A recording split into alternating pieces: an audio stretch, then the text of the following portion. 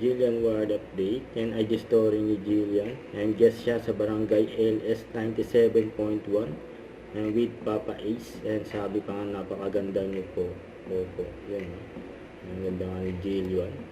And then po-promote siya ang kanyang single, concert sa kanyang upcoming project niya. Ito, naki-TikTok din si Jillian sa post ni Mel. Yan. Tapos ito yung picture ni Jillian. Yung kasama niya yung may birthday. Yung si Eunice.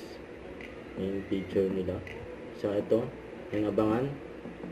The class team. And isa sa mga judge, si Jillian Ward. Yun, no?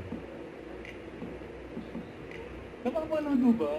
Ito sa post ni Jayco. Ay, totoo ba? Oo, yung mga pinipili ng mga artista ko. Sabi ko, Oh my God! tinatapos ko siya, pero tinatimes to ko. Ay, sorry. Kasi yung ano, Grabe, yung, naglalamig yung kamay ko. yung ako kasi po hindi napapakali. So parang kailangan naka-times to lahat.